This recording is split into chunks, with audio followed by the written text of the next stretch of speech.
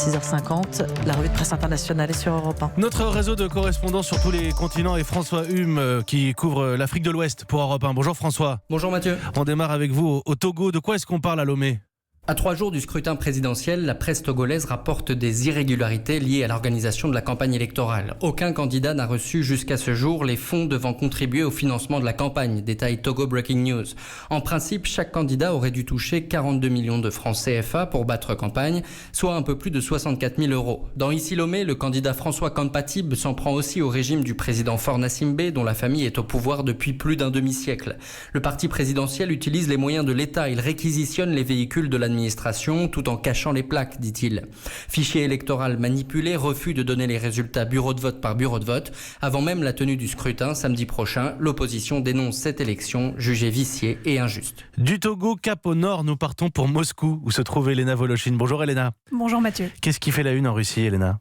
Alors dans la presse russe, un camouflet pour le Kremlin, la cour d'appel de La Haye oblige la Russie à verser 50 milliards de dollars de compensation aux actionnaires de l'ex-compagnie pétrolière Yukos, dont le patron Mikhail Khodorkovsky était dans les années 2000 l'opposant numéro 1 à Vladimir Poutine. Comme le rappelle le quotidien d'affaires Vedomosti, la cour a confirmé qu'à l'époque la Russie a bel et bien mené une attaque de grande ampleur contre Yukos afin de s'emparer de ses actifs et écarter Khodorkovsky de l'arène politique. Dans un communiqué cité par la presse, le ministère russe de la Justice promet de faire appel de cette décision, un appel qui a peu de chances d'aboutir, estime un expert interrogé par le quotidien Commerçante. Cité par RBK, l'ex-bras droit de Khodorkovsky, Leonid Nevzlin, promet quant à lui de faire saisir les actifs de la Russie à l'étranger. Elena Voloshin à Moscou. Blandine Hugonnet est en Italie. Bonjour Blandine. Bonjour Mathieu. À la une en Italie.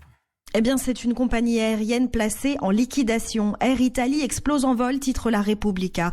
Le transporteur historique a accumulé des centaines de millions d'euros de pertes et depuis une semaine, les avions ne décollent plus, nous dit Il Giorno. Un drame pour les employés cloués au sol. En colère, ils ont manifesté hier à Milan et en Sardaigne. Sur les chaînes d'infos, des hôtesses de l'air en pleurs appellent à nationaliser la compagnie pour la sauver. Ce sont 1500 familles qui vont subir ce licenciement collectif, dénoncent les syndicats. Dans Il Messaggero, ils accusent le gouvernement de traîtrise. Il savait et n'a rien fait. Selon une manifestant, un plan promettait même 5 fois plus d'avions pour 10 millions de passagers d'ici 2 ans. Mais face à un secteur aérien en crise, même l'État semble démuni. Pour La Repubblica, ne plus pouvoir voler, c'est la malédiction de l'Italie où presque toutes les compagnies ont fait faillite. La revue de presse internationale. Merci Blandine Hugonnet. Nous étions en Italie, en Russie, au Togo. Il est 6h53 ce rendez-vous. Cette fenêtre sur le monde tous les matins à 7h-10 sur Europe.